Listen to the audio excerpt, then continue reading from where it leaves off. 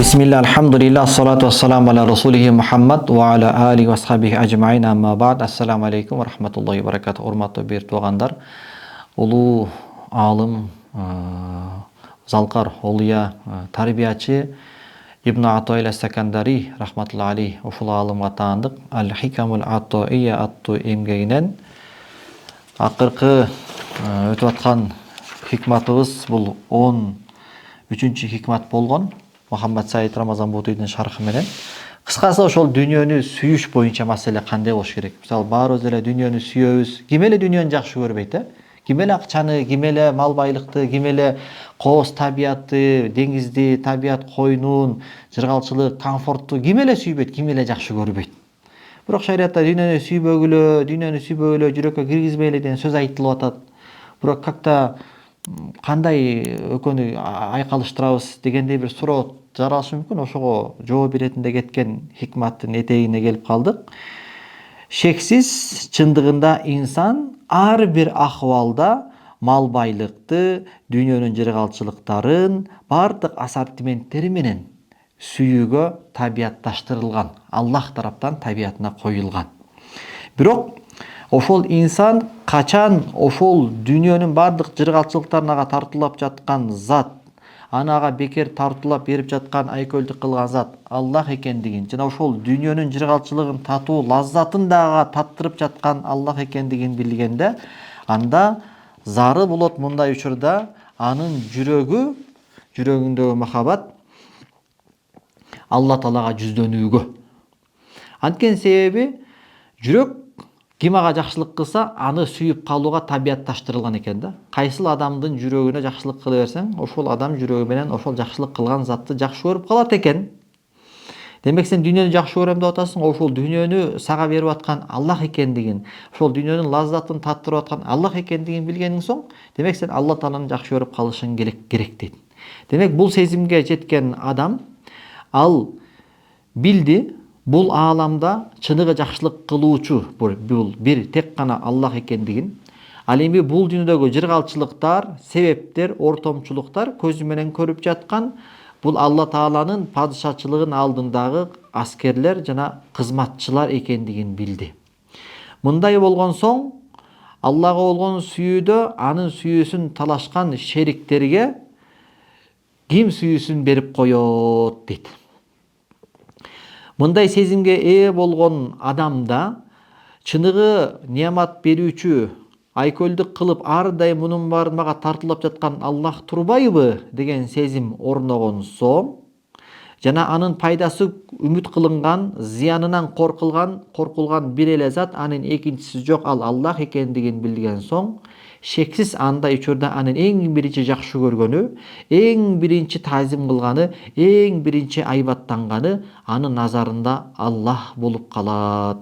Соң анан дүйнөнүн башка жыргалчылыктарына экинчи, үчүнчү, төртүнчү орунда карай баштайт дейт. Түгүл кээ бир ушул сезимге ээ болгон адамдардын жүрөктөрүндө Алладан өзгөлөргө болгон махабат караманча эле жок болуп кеткен адамдар дагы жок эмес дейт. Бирок Алла Таала өзүнүн айкөлдүгү менен, мээримдүүлүгү менен, жоомарттыгы менен бул сезимди, яни Алланы гана сүй, Алладан башкаларды караманча сүйбөгүн деген өлчөмдү, таразаны бизге өлчөм кылып берген эмес дейт. Ыймандын толук кемел болуусу үчүн аны өлчөм, аны тараза кылган эмес. Ыймандын толук кемел болуусу үчүн Алла Таала кайсыны өлчөм, тараза кылган десе, Аллага болгон махабатың өзгөлөргө болгон махабаттан өйдөрөөк турсун. Ооба, сен балдарыңды, аялыңды, ата-энеңди сүйө албай кое албайсың. Кооз нерселерди көргөндө, сага пайдалуу, чырайлуу нерселерди көргөндө, сен аларды жакшы көрбөй кое албайсың. Бирок Аллага болгон махабатың алардан жогору турсун дегенде өлчөм кылып койгон дейт. Кээ бир шугут ээлери караманча Алладан башканы сүйбөй калган шугут ээлери бар экен, өтө аз болот экен. Аны өлчөм кылган эмес дейт да. Карачы дейт, илахи боорукерлик, илахи мээримдүүлүктүн ушул өлчөм кылып койгондугун ушул аятта кандай чагылып жатканын кара. Астаиду билла. Ва минан наси ма яттахизу мин дуниллахи андада юхиббунахум ка хуббилла валлазина амана ашадду хуббалилла. Бутпарастар айтылат.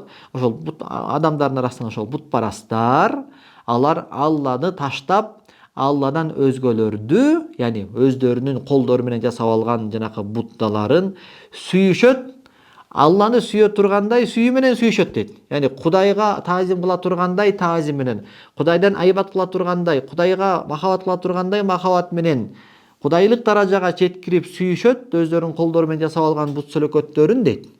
Валлазина аману ашадду хуббан лилла. Ал эми ыймандуулар болсо, алардын Аллага болгон махабаты бардыгынан күчтүүрөөк дейт. Бардыгынан күчтүүрөөк. Яни Аллахтын махабаты дегенде, Алланын буйругуна бир нерсе каршы келсе, жакшы көрсө дагы ошондон нафсисин тыйып кое берет. Момун болсо дагы кимге, мисалы, өзүм мисалдар кошуп мен китеп немесин кетирип эле коеюн. Демек, Алланын махабаты өзгөлөрдүн махабаты менен момундун жүрөгүндө биргеликте болобу? Биргеликте болот экен. Бирок момундун жүрөгүндө Аллага болгон махабат өзгөлөрдөн жогоруураак турат дейт, бийигирээк турат дейт. Эң эле жөнөкөй мисалы сапарга чыкканда кээ бирөө намазын таштап салат, мындай кичинекей бир кыйынчылыктын жаралуусу менен буйруктар таштап коет да, мисалы. Аллага болгон махабаты күчтүү адам ар бир абалда Алланын буйругун биринчи коет да. Үчүсү дагы намазын окуйт дегендей, Бул сезим ээси күн мурунтан буга чейин кайдыгерликтин челгабыгы анын жүрөгүн камтып алган эле. Шахватына тушалган эле. Шахватына туткундалган эле, ага тартылган эле. Бирок ал бүгүн анын жүрөгүнөн кайдыгерликтин челгабыгы сыйрылды. Аллахты көрүп туруу лаззаты анын жүрөгүн көзөмөлдөй турган болду. Мындай болгон соң эмне болот? Анын жүрөгүндө дүйнөлүк шахваттын падышачылыгы басаңдайт. Анын жүрөгү андан жогорулайт. Мунун мааниси бул сезим ээси дүйнөнүн жыргалчылыктарын такыр эле сезбей турган бир периштеге айланып калат деген сөз эмес. Такыр бир дүйнө менен иш кылбаган, дүйнө менен шугулданбаган адам болуп калат деген сөз эмес. Ал адам бойдон калды. Болгону ошол шахватынын туткундугунан, шахватынын азгырыгынан бошонду, азаттыкка чыкты. Себеби анын жүрөгүндө Алла Тааланы көрүп туруу лаззаты бар дейт. Алла Тааланы көрүп туруу лаззаты бар. Аллага болгон махабаттын лаззаты бар. Аллага болгон таазимдин лаззаты бар. Демек, кимдин жүрөгүндө Аллага болгон сүйүү, айбат, таазим бар болгон болсо, анда ал нерсе пенде дүйнөнүн жыргалчылыктарына байланып калуусунан, такыр эле дүйнөнүн жыргалчылыктарына тушалып калуусунан бул сезим, мындай жүрөк аны тыйып турат экен да. Эгерде дүйнөдөн ага бир жыргалчылык шарият жолу менен келип калса, истакбалаху би кабулин хасанин, көркөм кабыл кылуу менен кабыл алып коет. Алхамдулилла, Кудайым берген экен деп. Ва инла хаддагу шариаттан давабити шар, эгерде шариаттын рамкасынан терс, шариатка ылайык келбеген бир таризде ага дүйнө келип кала турган болсо, андан жүз буруп, өзүн андан жогору тутуп кое алат дейт. Демек, көрдүңүзбү? Мындай сезим менен мусулмандарды тарбиялаш мамлекетти өнүктүргөн тат да, мамлекетти өстүргөн тат. Бүгүнкү күндө көйгөй эмне болуп атат?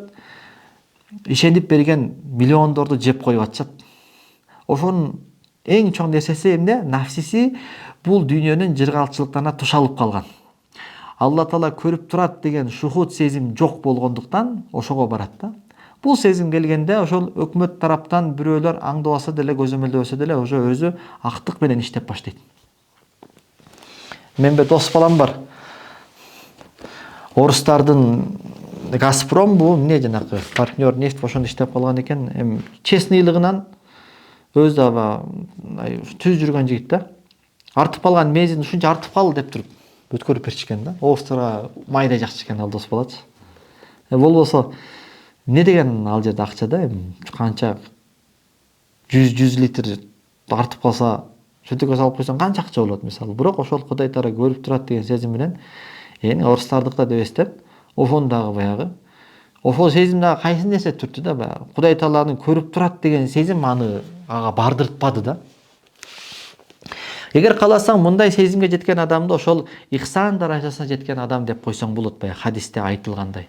Эми мындай адам Алла Тааланын сөзүнөн өткөндө биз сыяктуу, кээ бирөөбүз сыяктуу мындай өтүп кетпейт дейт. Маанисине жүз бурбастан, мазмунуна оюн салбастан, балким анын бир Курандан аят угуп калса, кудум эле Алла Тааладан прямой ага СМС келип аткандай кабылдайт дейт. Демек, бул адамдын дүйнө шахваты менен болгон алака байланышы кандай болот? Элес мисалы мына аятты укканда иннамал хадил хаятуд дуnya мата'у ва иннал ахирата хия дарул qurur. Бул дүйнө жашоосу убактылуу гана убайын көрүп кала турган убактынчалык гана нерсе. Ал эми акырет ал чыныгы туруктуу жашоо, түбөлүктүү жашоо деп атат. Башка бир аятта ла ягурруннака тaqallubul ladzina kafaru fil bilad. Капырлардын дүйнөнү кезип жүргөнү сени алдап койбосун. Матаун qalilun summa ma'wahum jahannam wa bi'sal mihad. Алардын дүйнөдө таткан жыргалчылыгы өтө аз гана. Акыры алардын мекендеп башпаанек кылып жайгаша турган жайы жаханнам. Ал кандай гана жаман мекен. Башка бир аятта кул матаud dunya qalilun wal akhiratu khayrun liman ittaqa. Айткын, бул дүйнө жыргалчылыгы өтө аз. Ал эми акырет бул жакшыраак ким үчүн? Liman ittaqa. Ким Аллахтан корксо, ошолор үчүн акырет бул дүйнөнүн жыргалчылыгынан эселеп, салыштыргыс түрдө жакшыраак дейт. Демек, мындай сезимге ээ болгон адам жанакындай абалда туруп ушундай аяттарды укканда, бул адамдын назарында бул дүйнөнүн жыргалчылыктары, бийлеп жаткан жыргалчылыктары өзүнүн эсебинде колуна жетелеп, өзүнө туткундап ала албайт дейт. Ал өзүн башкарып калат дейт. Билгин дейт, Алла Тааланын махабаты качан жүрөктү көзөмөлдөп калганда, жүрөктө уялаган өзгөлөргө болгон махабатты чачыратып жиберет. Шахват кумарларды чачыратып жиберет. Качан ошол Аллага жүздөнгөн, Аллага багыт алган мусулман жүрөгүндөгү бул дарттарды дарылоодо ушул айтылган чекке жеткенде, вахдатуш шухуд, яни ар дайым Аллах мени көрүп турат деген бир сезимге жеткенде, анын жүрөгүнүн күзгүсү бул дүйнөгө жүздөнүүнүн ордуна, бул дүйнөнүн жыргалчылыктарына жүздөнүүнүн ордуна, бул дүйнөнүн ээси болгон Аллахка жүздөнө баштайт. Ооба, анын жүрөгүндө бул дүйнөнүн сүрөттөрү өчүп, анын ордуна дүйнөнүн ээси болгон Алла Тааланын сыпаттары бекемделет.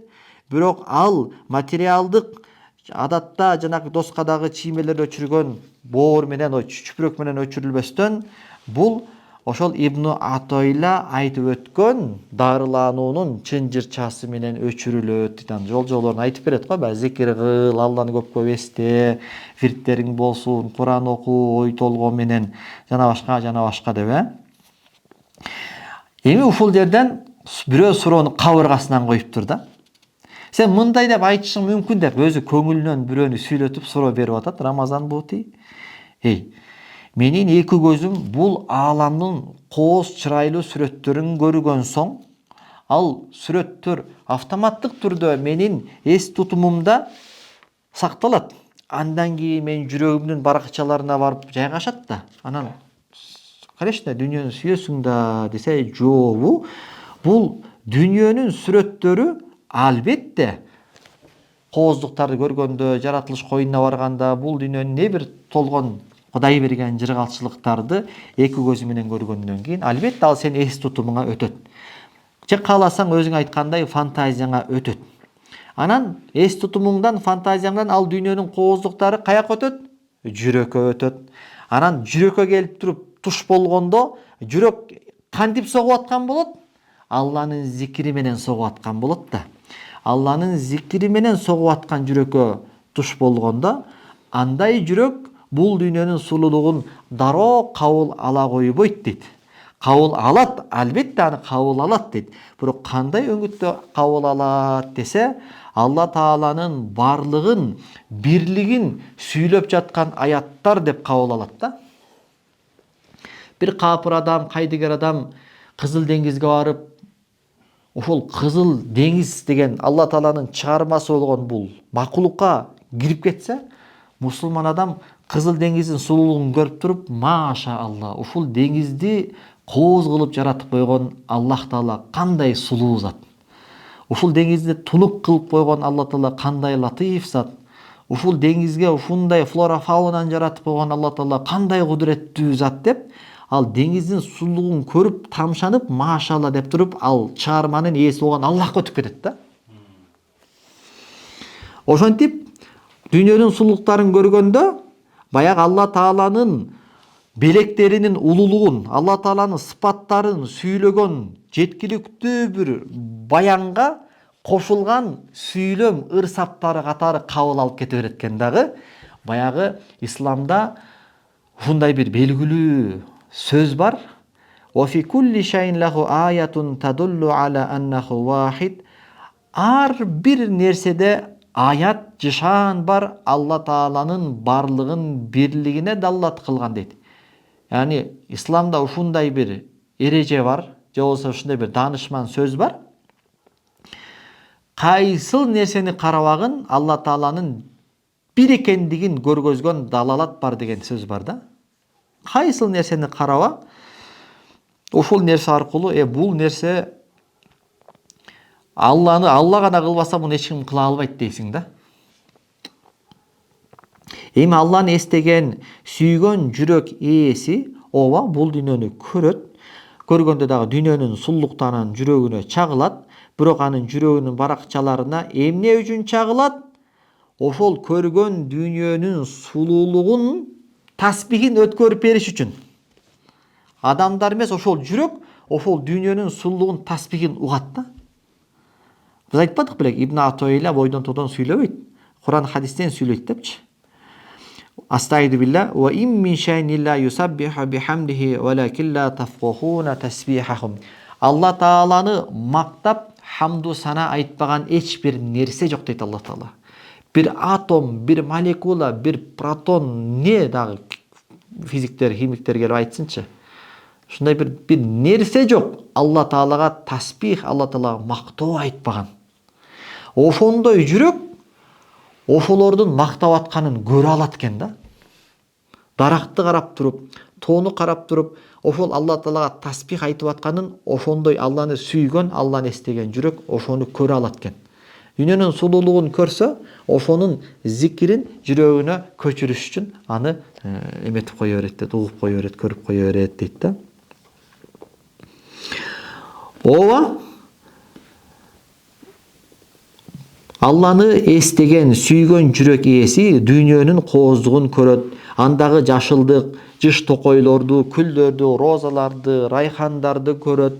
Бирок адашкандар сыяктуу, кайдыгерлер сыяктуу көрбөйт дейт. Дүйнөнүн кооздугун көргөндө анын жүрөгү ал кооздукту көрөт, аны ээритет, анан аны Алланын сулуулугуна ашык болуунун шооласына өткөрүп берет. Аллага болгон ашыктыгы огош бетер артып кете берет да. Алла Тааланын санатынын ажайыптыгына, Алла Тааланын чыгармасынын улуулугуна тан берүүсү дагы көбөйүп кете берет аны көргөн сайын.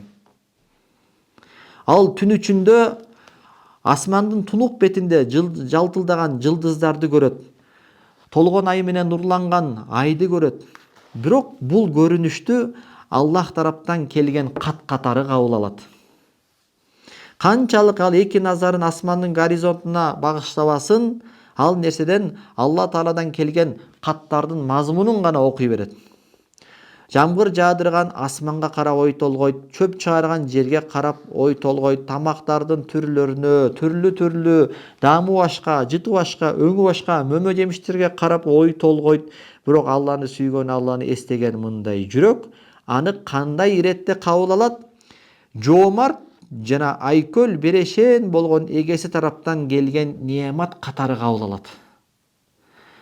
Ошентип анын жүрөгүнө бул дүйнөнүн сулуулуктары пенделерине кайрылган Алла Тааланын нурлуу аяты катары кабыл кылат. Алла Таала Кур'ан-ы Каримде эмне дейт? Астагфиру билла. Кулу мир ризqi rabbikum вашкуру лах балдатун тойибатун ва роббун гофур. Эгеңердин ырыскысынан жегиле, эгеңерге шүгүр келтиргиле, жашап аткан шаарыңар көркөм, эгеңер болсо ырайымдуу депчи. Ошондуктан ушул аяттын негизинде бул дүйнөнүн сулуулуктарын Алла Тааланын ага кайрылып жаткан нурлуу аяты катары кабыл кылат да. Алмаларды көрүп, барыбыз коон жеп атабыз, өрүк жеп атабыз, машалла. Ошону жеп атып, эй менин пендем, мына мен ушул ырыскыңды берип атам сага деп, ошол Алладан келаткан ырыскы катары, Алланын нурлуу аяттары катары кабыл кылат да. Мында жөнөкөй бир тамсил менен айтканда, падыша сага бир белек берип ийсе, ушул белек ай ушундай турбайбы деп белектин ичине кирип кеттиң да. Тиги падышадан келген элчи күтүп атат сен качан ушул падышага Алла ыраазы болсун, ушул падышам мени эстегенине ыраазымын деген бир ыраазычылыгын күтүп атат посол. Падышага жеткирип баргантат. Падыша сурайт, эй мен белегимди тиги кандай кабыл алды депчи. А тиги болсо, ай бул iPhone 14 боми бул сонунда деп вообще падышаны унутуп калды дагы тигин ичине кирип кетти. Элестетиңиз, падышага бир ыраазычылык айткан жок да. Кандай кайдыгерлик. Анын сыңарындай чартаңбай тээп деңизге барып жыргап атат, тоого барып жыргап атат, табияттын коюнда жыргап атат, малдай тамактардын баарын жеп атат, суулардын баарын ичип атат, бирок Аллахтан келаткан нурлуу аят бул Алланыкы, Алланын рызкысы, Алланын берген немат, Алланын берген белеги. Я Алла, ушуну сен берипсиң, сен мага дүйнөдө ушунча берсең, сенин бейишиң мындан кандай сулуу, я Алла. Сен мээримдүү болгон үчүн мага берип атасың, я Алла деген сезим жок да. Демек, Алла Тааланы сүйгөн, ойго болгон жүрөктүн натурасы ушундай болот. Жүрөгүндө Аллага болгон таазими бар, коркусу бар болгон жүрөк ушундай болот. Канчалык бул дүйнөнүн кооздуктары ага чагылса дагы жүрөгүнө, ошол кооздуктардан ар жака Аллах өтүп кете берет экен да. Мына ошол аалымдар тарикатта айтылган вахдатут шухуд ушул дейт да. Бул баягы ар бирөөбүз ушуга жетүүгө нафсибиз менен күрөшүшүбүз керек. Бул улуу бир мартаба дейт.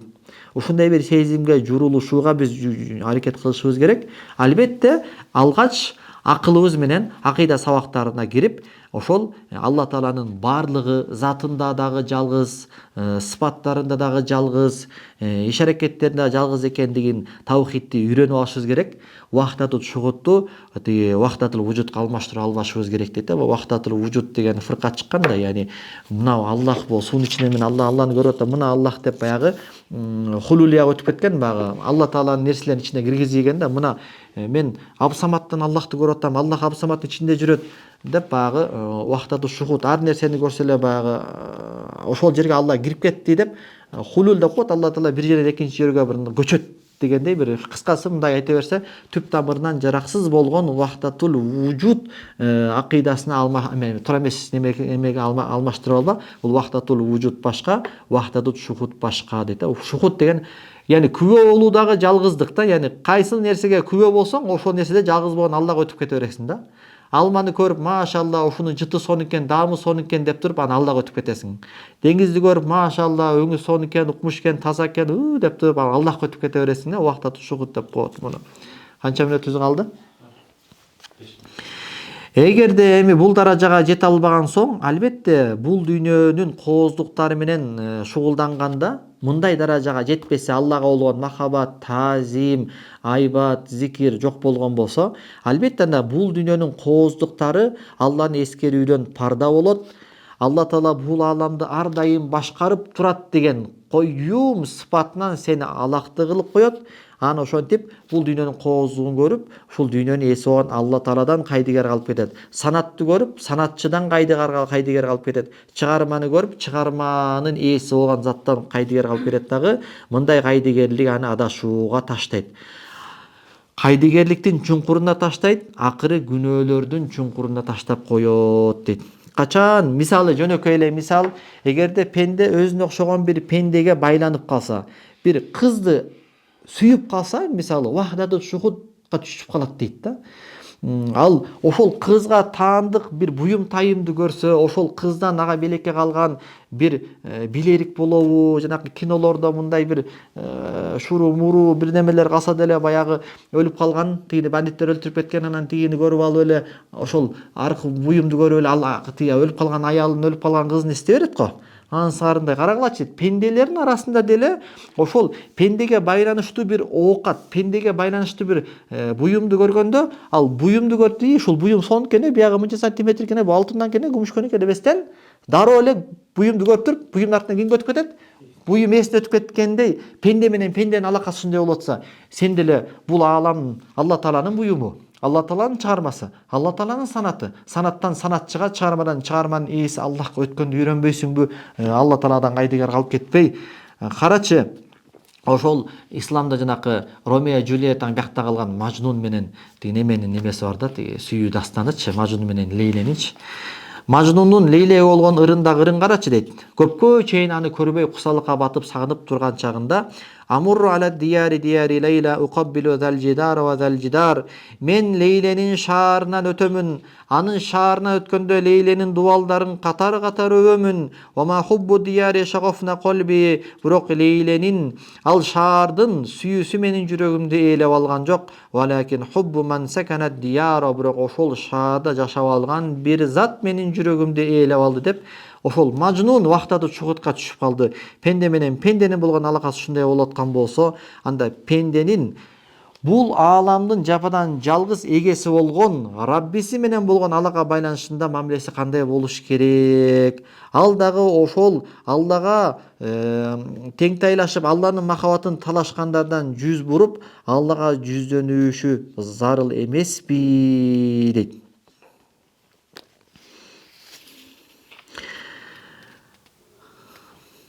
Дагы аяттарды карачы дейт. Мына аяттарда Алла Таала бул ааламдын көрүнүшүн, сулуулугун Алланы эскерүүгө көпүрөөк кылгыла, кайдыгерликтин уйкусунан ойгонууга көпүрөөк кылгыла деп буйруп атат. Мына аяттарды карасаңар дейт. Астагфирулла.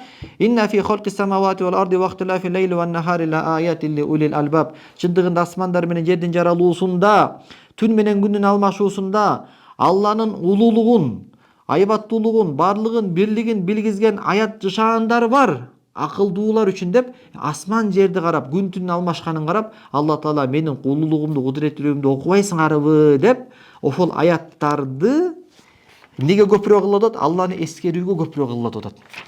Башка бир аятта стайдыбилла. Инна фи халқис самавати вал арди ва ихтилафил лейли ван нахари вал фулки лати тажри фил бахри бима янфау н-наса ва ма анзалаллаху минас самаи мин маин фа ахья бихи ал-арда ба'да мавтиха ва батха фиха мин кулли даббати ва tasrifir riyahi was sahabil musakhkhari bayna samai wal ardi la ayatin liqawmin yaqilun. Бакара сүрөсү 164. Чындыгында асмандар менен жердин жаралуусунда, түн менен күндүздүн алмашуусунда жана деңиздерде адамдарга пайдалуу болгон азыктын түрүн жүктөп алып сүзүп бараткан кемелерде, жана Алла Таала асмандан түшүргөн жамгырларда аны менен Алла Таала өлүп калган жерди кайра тирилткен, жана жер бетинде түрлүү жандыктарды таркаткан, шамалдарды башкарган, жана асман менен жер ортосундагы булуттарды багындырган. Ушул нерселерде акылдуулар үчүн, акылдуу болгон коом үчүн Алланын улуулугун баяндаган аят жышаандар бар эмеспи деп, ушул аяттарда бул дүйнөдөгү табияттын кереметин, табияттагы ажайып кооздуктарды, табияттын өзүнө кирип кетпестен Алланын улуулугуна көпүрөөк кылгыла, Алланы эстөөгө көпүрөөк кылгыла деп, себептен себеп ээсине, санаттан санат ээсине Кудайым чакырып жатат. Ушун менен ушул хикмат аягына чыкты. Эмкиде иншалла кийинки хикматка өтөбүз. Субханакаллаху бихамдик, ашхаду ан ла илаха илля анта астагфирука ва атубу илейк.